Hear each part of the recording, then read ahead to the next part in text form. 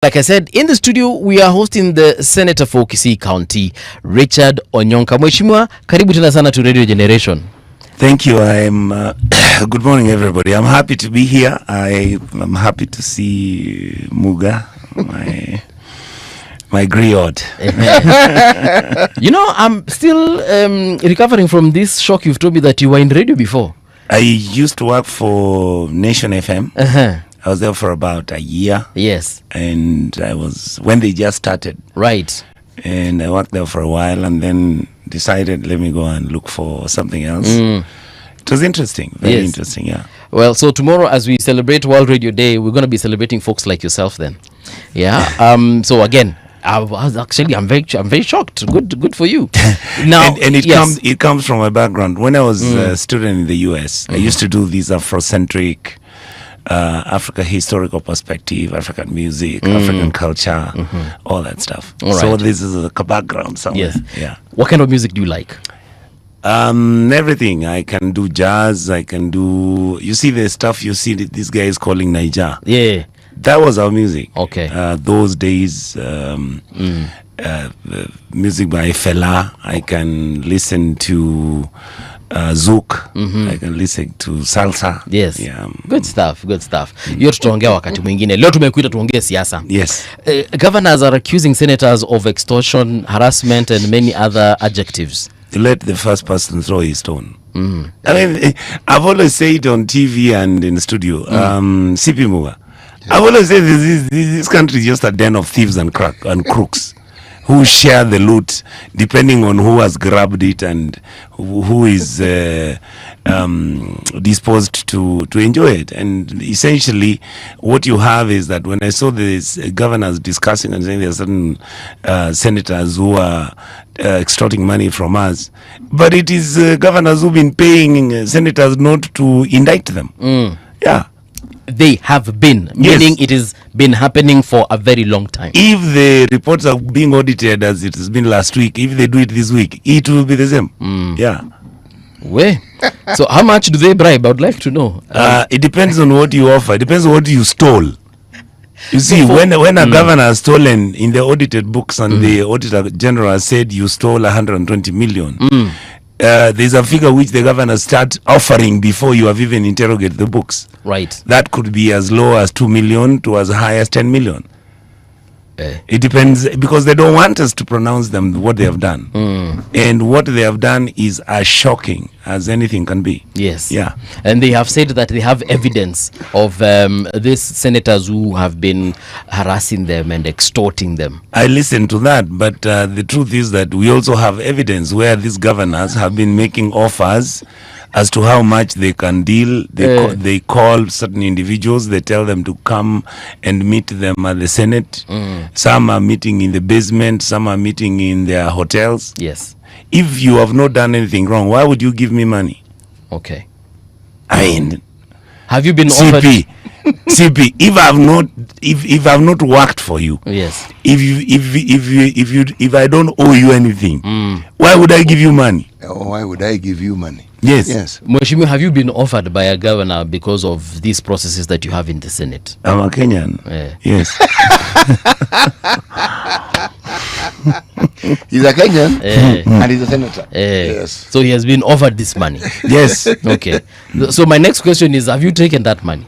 Sometimes if a guy comes and says, oh, you're going to weekend, there's mafuta here, 100,000 for fuel, I take that, but it is stolen money. I'm only handling stolen property. But nobody watches me handling stolen property.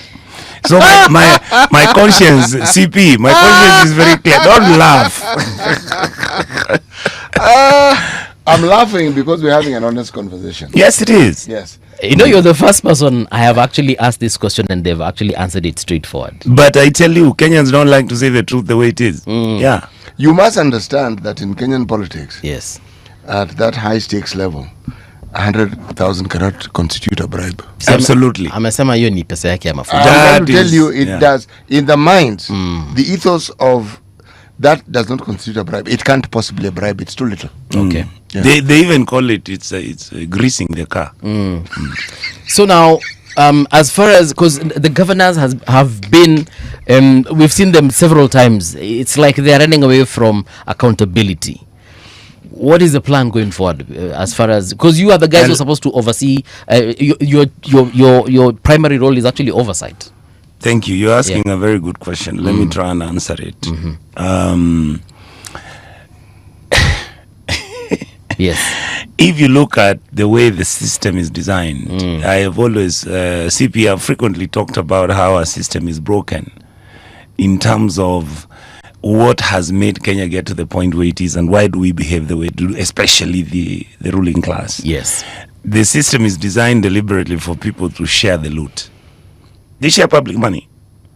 And this money comes either from projects. I mean, you should have seen when the Supreme Court, the High Court, the Court of Appeal made a ruling that CDF should continue. All of us know that the CDF is an ATM kitty where people share the money. We know that. I mean, we talk about it. Raila talked about it. And yet when this thing came up and the ruling was done and they said, CDA is actually, CDF, NG CDF is actually legal, therefore it should exist. No. My position has always been, we are not in a capacity. We don't have the ability to handle public money, utilize it well, and share it equitably and fairly. We don't have. Yeah. And the institutions which are supposed to be the guardrails which are supposed to be put to monitor and make sure that we are not misbehaving, have systematically and slowly been disbanded. Yes. Legislatively, for example, even if I don't even talk about CDF, I can talk about the president handling money. Right now, the president has access to the consolidated fund unaffected. He's the one who calls and tells the central bank to either float treasury bills, raise money, and where that money, guys, the money doesn't have to come to the treasury. But that was never. Are you saying that he legally can do that now? When he got the majority, by the time when the ruling was being made about how Azimio had or did not have a number of members of parliament, that time the abracadabra that was being done was they were changing the basic tenets of self management and financial prudence. Essentially, they were interfering with the independence of treasury. Yes, the independence of the financial, the treasury, especially the consolidated fund. No president before has ever had a capacity where he accesses the consolidated fund. No, they've not been able to. No, President Ruto is the first one to do that. He can withdraw, he can authorize people to withdraw and transfer money. That's why you hear we've lost money from the e-payment system. E-citizen. E-citizen, money got lost. How? So are you therefore saying that then it makes sense when you look at the thinking of this particular government in trying to pull every cent to the center? Yes. Yes. So that they have access, they know which money has come, how much it is, and where they're going to take it. Because me as a senator have no business. The members of parliament have no business. They only go and pass a budget. Like now we are going to start handling budgetary issues. We are going to start discussing the budget policy statement. That's all for sure. It's actually BS. There's nothing being discussed there. Decisions have been made. Where the money is going to be spent has been made. All that is going to be done now is rubber stamping. You're actually depressing me now. That is where your country is, and people have refused to talk about it. But you tell me, let me use a very simple example. We passed a budget of 3.6 trillion. Our wage bill is 1 trillion. What has been done in the last 8 months with 2.76 trillion? Which road have we done? Which airport have we fixed? There's nothing. The money is just being shared. Don't look at me like that. Why are you looking at me like that? You are sitting right in front of me. Yes. And when I look forward, my gaze will fall upon you. Yeah, because you look shocked. No. But no, not you. He is more shocked. No. Yeah, no, I'm depressed now. No, me, it isn't the shock. It's my mind is going through development projects that I have actually seen. Okay? Whenever I hear a statement that nothing is being done, yes, that's where the look comes from, because I do know of things that are getting done. Yes. I've seen them. But if you asked me whether I can aggregate the 2.7 trillion and say, well, I've seen it at work, that I am not able to do. Well, I saw the president landing on a road yesterday that is currently being constructed. No. How do you know it's being constructed? I saw bulldozers there. And it looks very black. All That right. means imewekelewa tu hiyo kitu wanaitanga ni bitumen ama ni taa. There is a gentleman called Marara Kibaso. Yes. Okay? He's gone back to what he started doing before. Oh yes, he has. Before he started pursuing higher goals. And he visits places where it has been said development has been done. And he takes you so that you can see. Yes. And he goes through the budget, what was done, blah, blah. You get a clear picture. If I'm to give an example of some of the things that I have seen him talk about, some are historical, some are current. Yes. Unfortunately, what we have are projects that have been started, Yes. but as to whether the majority are being completed, I am not so sure. No. Started, yes. They were started. They got to a certain point. And then they got to a certain point. Yes. Because what we're talking about is a project that has been started with a clear timeline of when should When to complete. finish, yes. Exactly. When to start, when to finish. And you look and you a problem arises then, because that is where the uncertainty comes in. That they were started, no question. Yeah. That they've got to a certain point, no question. Completion. There's a time President Ruto said there was a lot of corruption in Parliament. He also mentioned judiciary. No one came forward to say this is a person who receives or this is a person who gives. You dared the governors 2 days ago to actually report this corruption to DCI, this extortion. I have not seen any governor who has done it yet. They announced some names yesterday. Okay. But for me, it's a red herring. The truth, let's put it this way. We are dealing with a very critical question on our financial management as a state. But instead of using those basic tenets we went to school for, how do you take a financial structure and analyze it for you to understand, for you to get to a position where you're actually going to stop and say, these we can't do and these we can do, these we can do. Where we are, CP, is that my country has positioned itself in such a manner that we have basically become like a casino. Everything is about a deal. There is no transactional. I mean, I grew up knowing that you went and sat down, if you were legislators, one of your responsibilities is to make sure that you actually manage the resources. One of the responsibilities of members of parliament is to manage the resources of the country. How? By making sure that budgeting is done. But we corrupt budget. Yes. We corrupt manage where the money is going to be. I mean, I am not being anti-patriotic when I say I really love the stadium being built on Ngong Road. But does it have to cost 156 billion? I mean, this is a contradiction that we keep raising. We are telling President William Ruto, why does he think that all of us are stupid? I mean, he goes and borrows money. We don't know at what interest rates he's borrowed the money. We have never seen the agreements which have been deposed at the central bank and the treasury. The stadium was supposed to be built with 9 billion. All right, that's when it started. 9 billion. We're at 147 B. What? Okay. And it's not just Talanta. I mean, you can run through, you can go through each and every. That's how they started with the Adani story of the airport. That's how they started. I mean, every single transaction on everything that is taking place is designed deliberately, that within it is where they put the money that they either take, they share, or they eat. Budgeted corruption. That is why you see the members of the broad-based government who joined government have been saying how it is their time to eat. It's their time to share. But when Honorable Karoli Omondi asked him, he said, you guys are really excited that the president has brought to Luo Nyanza, or Nyanza, whatever you want to call it, about 52 billion shillings, and you are celebrating about that. And yet, the one hospital in Uasin Gishu has been given 54B.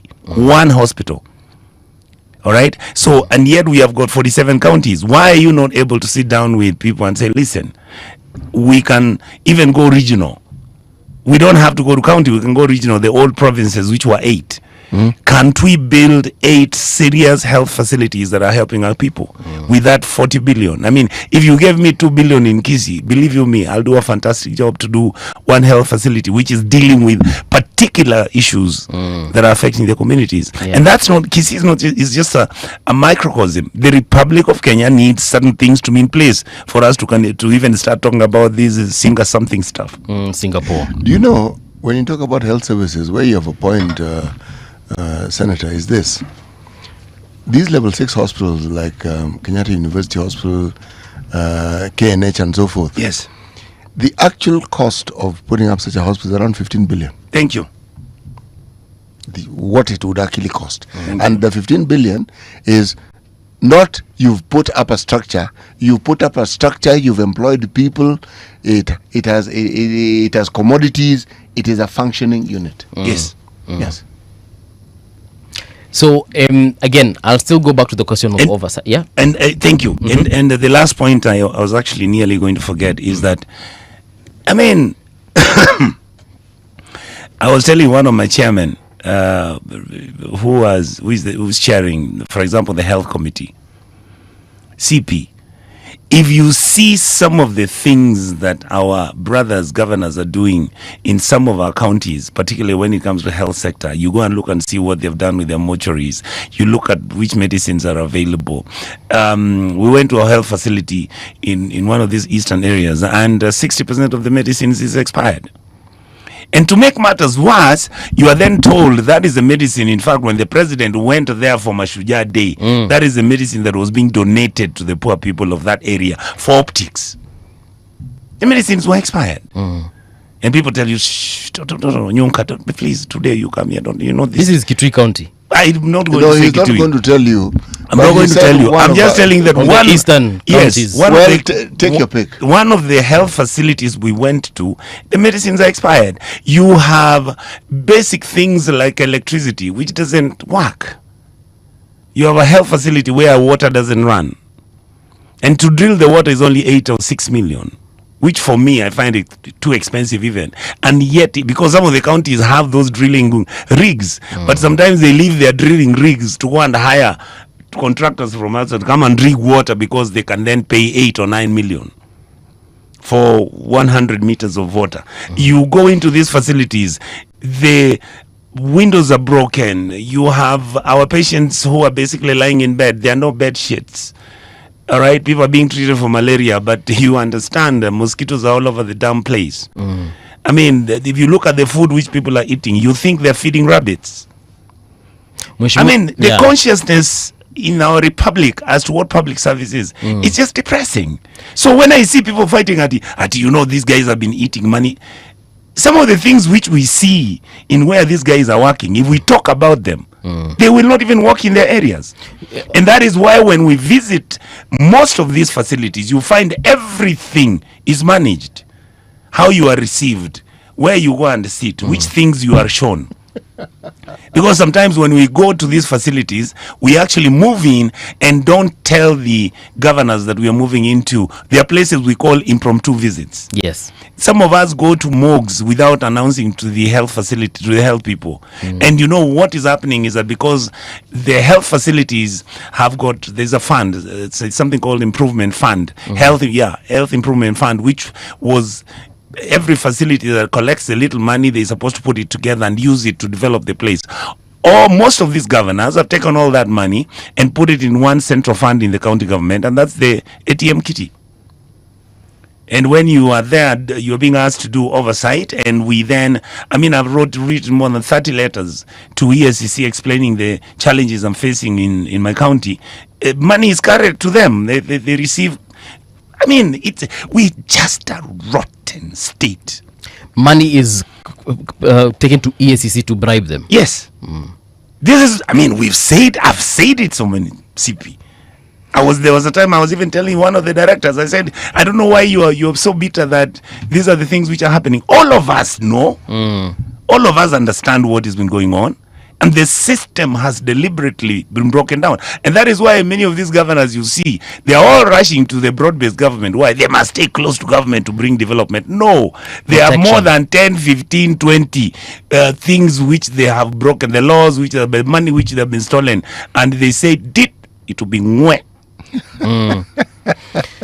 Boaz Waruku on social is saying that remind Senator Onyonka that they passed a budget of 4.29 trillion. Earlier we had said 3.6 trillion, so it's 4.2. I was talking about the previous one. The previous whatever one. The number Yes. is. Yeah. Sawa. Yeah. And to me, those figures are inconsequential. Why do you say they're inconsequential, Senator? Because it's all fake.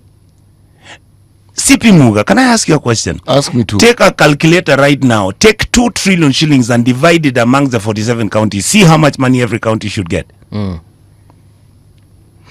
What I want Just like when you see they are talking about, the government has done wonders, in fact, and the government recently employed 75,000 teachers. Damn it! If you have 47 counties and you're employing 75,000 teachers, why is my county in Kisii? Why are we not given 2,000 slots? 2,000 slots divided by the 54 wards that I have, I would be employing at least not less than 20 people in every ward. How come I have not employed those people? And it yes, means the names were given, they were put in the system. And I've said this before, and they have admitted it. They found the fake teachers employed in the system. Who put them there? Who actually puts fake teachers, fake schools into the system? The cartels running the money. The cartels are where? In the ministry? The ministry. They share the loot. All this is fake. Up to today, how can you tell me after 60 years of independence, we don't have an HR system where today you can print in the names if you're head of state and say, let's see, how many senior officers and job group J do we have? It's none. If I ask you today, do we know, even though under security protocols we are not supposed to announce, but at least there's an average, do we know how many soldiers we have in the military? No. How many police officers do we have? None. And all this is a backup. It's a system that has been deliberately been designed where people are siphoning off the cash. And nobody talks about it.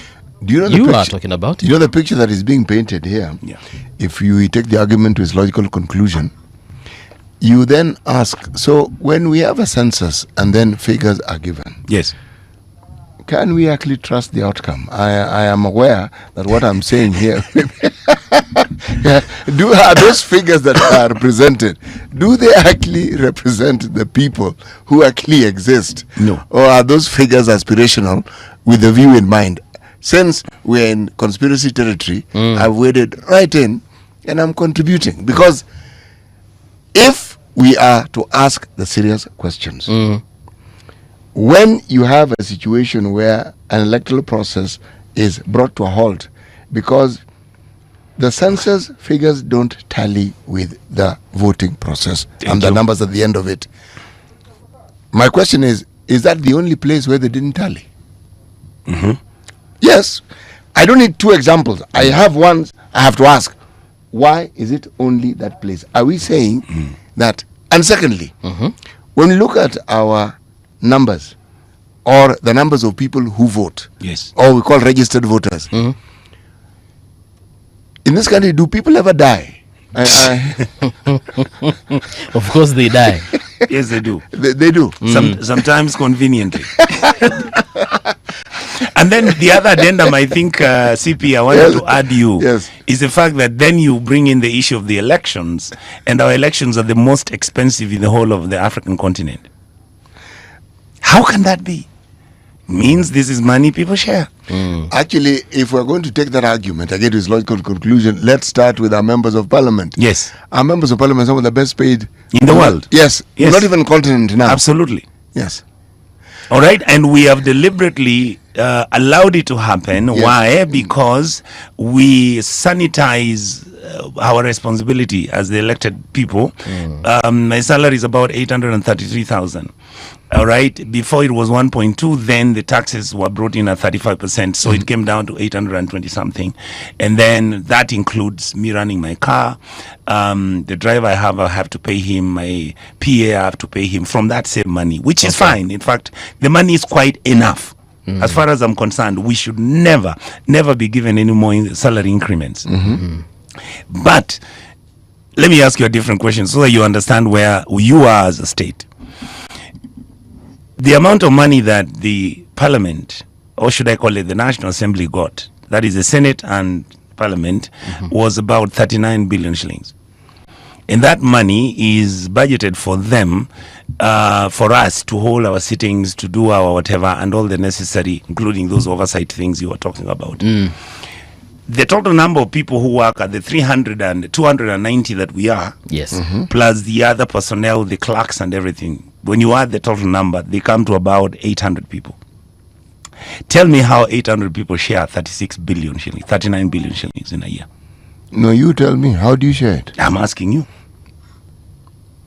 I assume that they are the recurrent costs of salaries. Yes. I assume that these allowances that people get, traveling or otherwise, I assume that this money caters for the benchmarking that your people are famous for. Okay? I also assume that it also caters for loans that I'm told the parliamentary service. No, the Loans loans are personal. The loans are given by commercial banks and we pay. Good. See, And also our SACCO we pay. so you corrected that. Yes. And what about, we are told that you are given grants to buy cars? Yes. In fact, when you win an election and come as a member of parliament, Yes. you're given a grant of 5 million where you go and look for a Prado or four-wheel drive, whichever car you want. And this is for every election or For just every 5 years. so if you win the next election, I get uko na another 5 car. million. Yes. Wow. I get another car. Yes. Okay. So someone like you who's been elected 10 times, Yes. I assume you have 10 cars. Not really. Not really. I have been. By the way, this is one thing that I defend vociferously because we told in 2010 we asked the Parliamentary Service Commission Yes. to come up and buy a new car for an MP. Make sure this MP is given a driver. Make sure that every year there is a change of oil and change of tires, The service, the yes, service and yes, everything. yes. When we did that estimate, it came total amount was about 34 million that a member of parliament had to be given every Each. year each. So giving somebody 5 million is a better it's deal. cheaper. Yes. Ajipange. In fact, it's I think one thing we did, the best thing we ever did. All right. Then we also told that you are given a loan to buy a house. Yes, when you come in, but it's deducted from your salary. When you come in, Yes. you are given between 25 and 30 million shillings, depending on, yes. But the payments come from your salary. And that you're given every electoral cycle. Yes, every 5 years. Yes. So again, someone like you's been elected 10 times. You have 10 homes. No, I have just bought 2. No, 3. The CP wait. I bought 3 houses. Yes. And and then there are apartments and one house, and Yes. I'm not too hungry Yes. because I'm comfortable. 2 bring rent, and 1 is where the people stay. Yes. Okay. Let me put it this way: it looks a lot, Yes. and yet in reality, it's not. Because you see, the argument we were making then when we were making these changes is that if you didn't accommodate me that way, and you have given me the response, and this is what we are struggling with in our country, how much is it that I must steal, all right, in order for me to be a good citizen, serving or doing public good? CP, stop laughing. So this is what you're forestalling. Yes. Let the Mheshimiwa be comfortable so that they can do their job. Yes. Now- We even went further and made a recommendation in other countries, and Kenya has done very good what do you call it? Benchmarking. In other countries, they actually have parliamentary villages. Yes, Where Mheshimiwa stay. where Mheshimiwa stay, and you can either be given an option of buying that house so that when you serve the 5 years, you are able to have a home you stay and you don't move out of there permanently. And in some places, members of parliament are actually allowed to stay in those houses by renting them. Yeah. Mheshimiwa, last year ulisema Mheshimiwa Matiang'i akisema utoke ODM utatoka. Do you still stand by those words? Absolutely. Politics is local. Yes. And Kenyan politics has no ideology. It's purely on self-survival and maintenance. Is your heart still in ODM?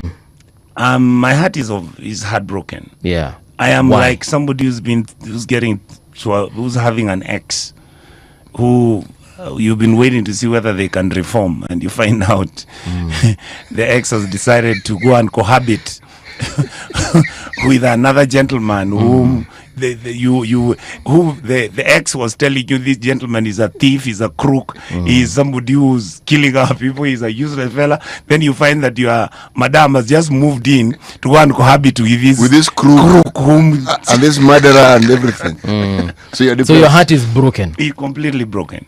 We've been obviously seeing the happenings at ODM. Yes. And then, we are just wondering as a public, Yes. what is going on? We are seeing people being ousted, others being elevated. What's the plan with ODM? I think ODM as a party Yes. has found itself in a very difficult place. Why is that so? Because, unless unless we believe that whatever that Raila stood for was just a hoax, that it was not genuine, that he literally never believed in any of the things that he told us to believe in. The issues of good governance, the issues of justice, fairness and equity, gender parity. These, you see, many people think that many of us were in ODM because we just liked the orange colors. Absolutely not. There are certain basic things that we loved when Raila would raise them, that we would challenge, we believed in something. Out of nowhere, this party that so many people are crazy about, that so many people loved, especially after Raila then passed on and everybody was saying the most wonderful job he has done, some of us have realized that ODM has just become like all typical Kenyan families, where you have a mzee who has a homestead, and then the mzee has a family, and he has been telling the children, now you see this home the way it is, it may not be so big, but this is your guarantee that take care of yourselves, you're going to stay here with the small pieces of land each one of you is going to have in this homestead is enough for you people, just manage it well. And meanwhile, continue taking care of each other because you are a family after all. Out of nowhere, I am now being told, no, we are selling this property. And we are saying, couldn't you even allow Mzee to just be buried for 3 months? You are selling the property of this Mzee and you are telling everybody, as according to you, it depends on what you're being offered. And you are being told you are being offered to be vice president. Who told you that President William Ruto is going to give you the vice presidency of this country? Is that what President Ruto offered Dr. Oburu? That's what Oburu said yesterday, yes. That for them, the most critical thing is for them to be vice president of the Republic of Kenya. But he's vacillating.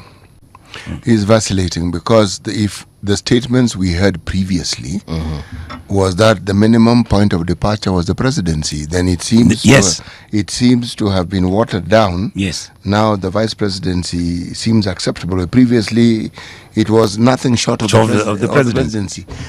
What I find disturbing, really, really disturbing, Oburu is at the forefront of these discussions. There are people who are pushing.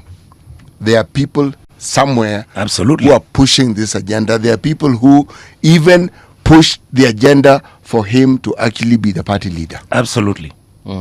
Because you cannot be a party like ODM and you didn't have structures where if the party leader is no longer there, what do you do next? After that? Yes. No, I don't think it lacked that.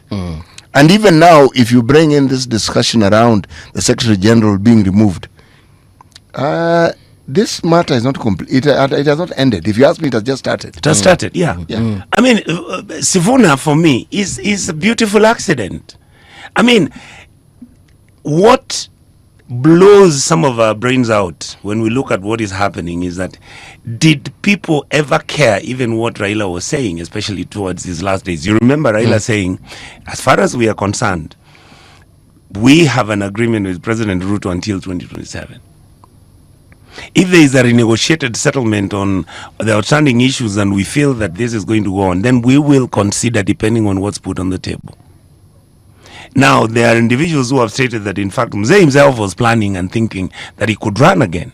But even if he didn't run, the question that I have really struggled with, what are we doing I mean, Kenya is considered to be a multi-party democracy.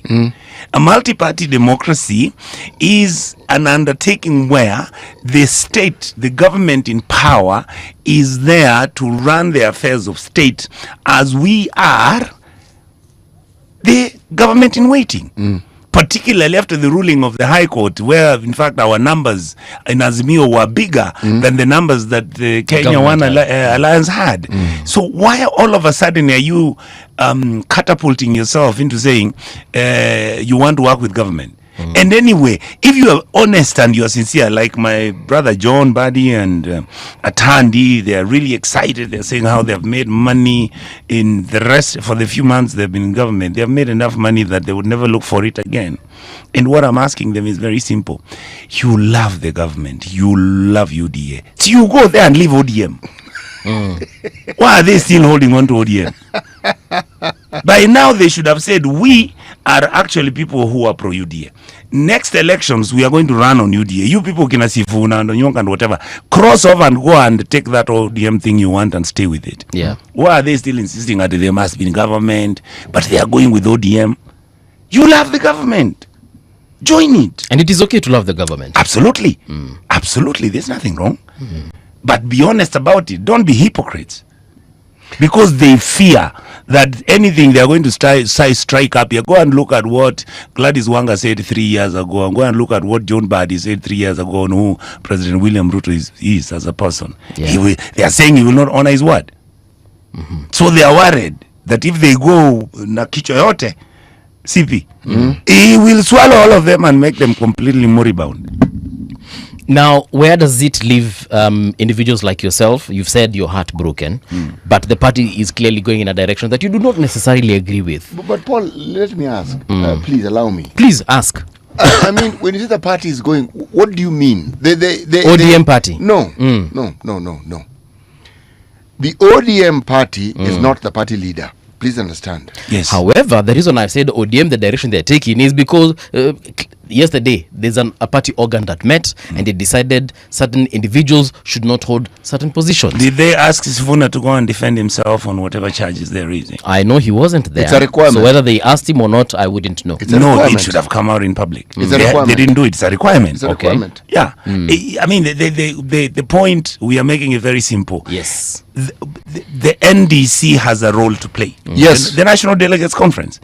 Did the National Delegates Conference sit down and actually say, we have discussed and we have explained to Sifuna the recommendations we've made is that from now on ODM is going to engage seriously with the government, and the government is going to deliver, and there are certain things we expect, basic minimums we are asking for, and therefore we are asking Honorable Sifuna to accept that sometimes you have to let the majority. Nothing happened. People went, sat, made a decision. Oburu came in, he's the party leader. After that, everything has proceeded as if nothing happened, and they are now pro-government, they are branding, they are doing everything with the government, and yet we are a multi-party democracy. We don't have a coalition government with these guys. Well, let me ask another question. There are things that people do politically, Yes. and sometimes you arrive at the understanding Yeah. that they forget that there is no party without its supporters. Yes. Now, the NDC is probably the best representation of The supporters. that you can think of. It's not the NEC. Not really. That's an executive. Yeah. So, when a decision of that sort is made, what you've done, you've opened us up for a delightful discussion, because we want to see whether the public actually, your public actually supports you. Because this is what, how many members of parliament does ODM have? Yes. ODM has really very many members of parliament. Yes. These people represent a constituency of people who supported them in that party. Those people whom they elected are the voice of these supporters. Okay? There are people like my brother here Yes. who is supported because he is who he is. If he left ODM and went for another party, he'd still get elected. He's been elected before. Yeah. In 2 other parties. So when I talk about the parody of the 10 times being elected, there are individuals of that sort. There's a guy called Shakil Shabir. Shabir in Kisumu. Yes. Keeps getting elected. on an independent ticket. Independent ticket. Meaning the voters want to elect him. They don't really care which party you stand for. The question I'm asking, do you think the ODM supporters support this particular activity that we saw the other day? Yeah. We saw with Amisi, then we've seen with Sifuna. Does the public that support the ODM support that? Let me answer this. Yes. At a personal level, yesterday was a very sad day for very many ODM people. Because ODM, you see, either by design or by accident, we ended up believing that ODM is the one which will provide the last line of defense against any bad governance issues. Let me use that term.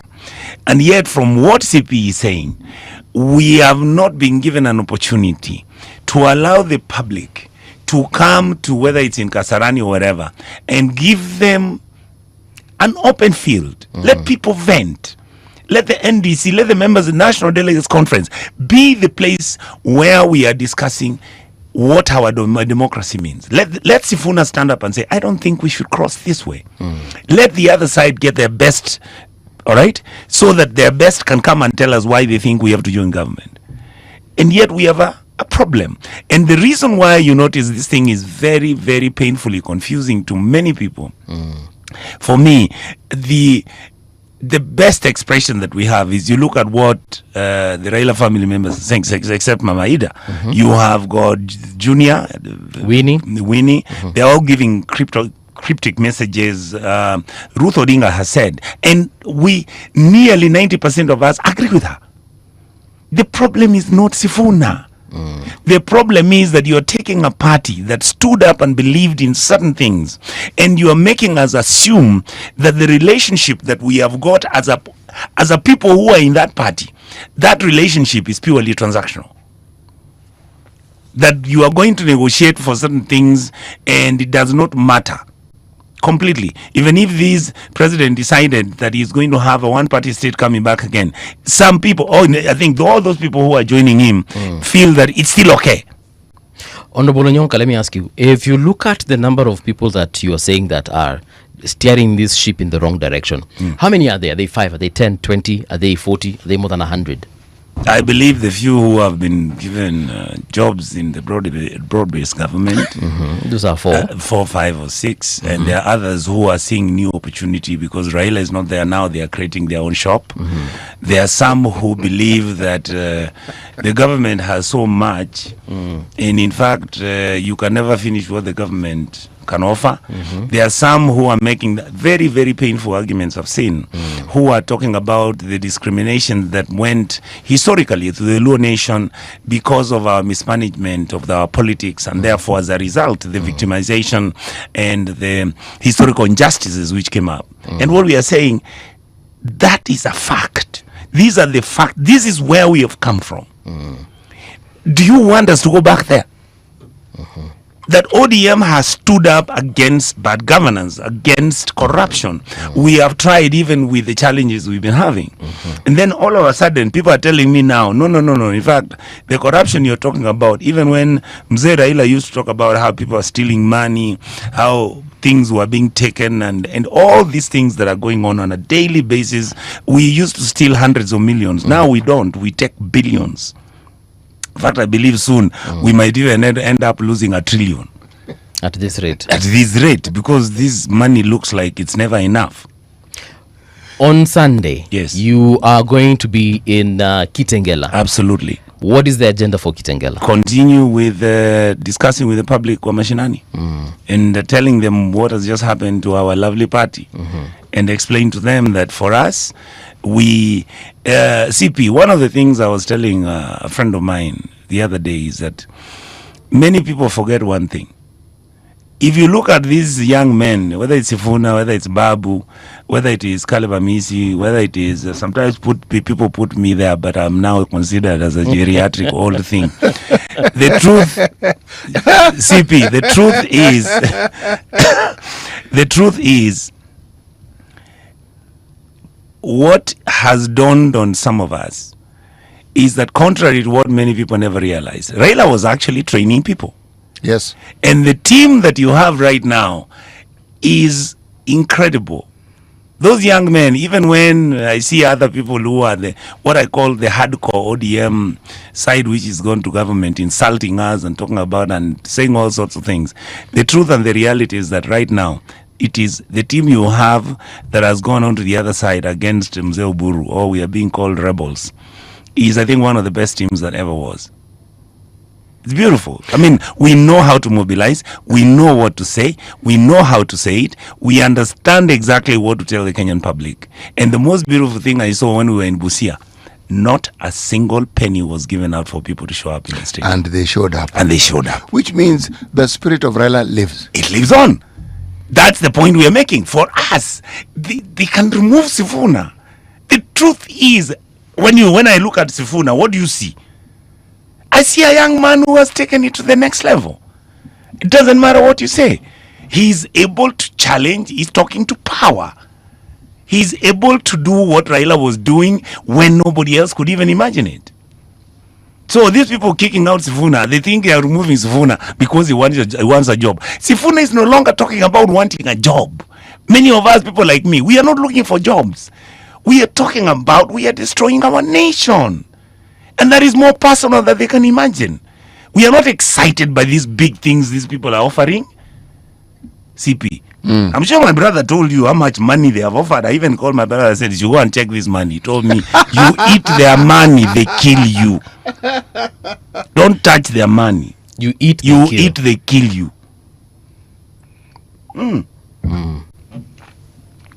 You know, the thing that I find interesting, yes, I find very many things interesting of late, is that this path that we are seeing has been trodden before.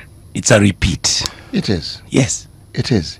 You see, Raila was a natural leader for the disenfranchised in this country because he came from a region and a community that had been disenfranchised. Thank you. He paid a price for it. For it. It's in the public domain. Yes. Like nobody else had paid. Yes. So when he spoke, it was easy for people to identify and say, actually, this guy knows what he's talking about. Thank you. But the thing was, he was consistent.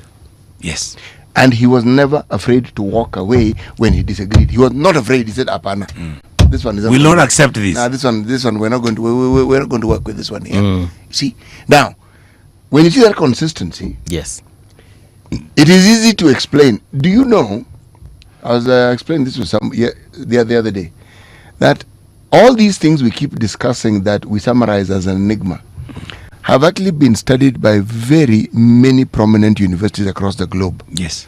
Whether it is the handshake, whether it is somebody who can change the policy of a country to the point where you have a new constitution, and yet they've never been president. Absolutely. Somebody who can find an alternative to going to war with the handshake by saying, all right, yes, this is the problem. I'm saying it is being studied. Yes. Not by one, not by two, not by three, by around 6 or 7 universities. They are studying it and they're asking, what does this tell you about not the thinking of that person, but what it is that are examples that have been seen to work. Kenyans take this piece we have for granted and speak carelessly about the handshake, not knowing the significance. Thank you. That this has brought to the country at every stage. Yes. Countries that don't have handshake go to war. True. People disagree, people take up guns and machetes. And they decide to kill each other. Yeah, Yes. we can even see it in our neighbors. Yes. Yes. What we do here is we insult each other. And then you and your brigade of keyboard warriors. Why are you pointing at me, CT? Sini watu wako hao. Now you'll make people think I'm a blogger. No. Nani watu wako? Of course, I get it. CP is just explaining. And CP, Yes. I remember once I was making this argument. I think I was with you somewhere. And I mentioned we were sitting there when Raila was making the decision what to do with the Gen Z demonstrations. Yes. And he wasn't careless about it. It was, I saw when I was looking at him during those meetings, which were at JOF, the Yes. Raila Odinga Foundation offices. Yes. They were some of the most difficult, most painful discussions I've ever seen. Because half of us, the same people today who are jumping and running to go and join William Ruto, who are saying how today they handle cash, and in fact they no longer carry Kenyan money. Now these days, all the ruling elite, they carry dollars. They do, huh? They are smaller to carry and convenient. Before they went to collect that convenient money, Yes. they are the ones who are saying we have to walk to stations and kick Ruto out.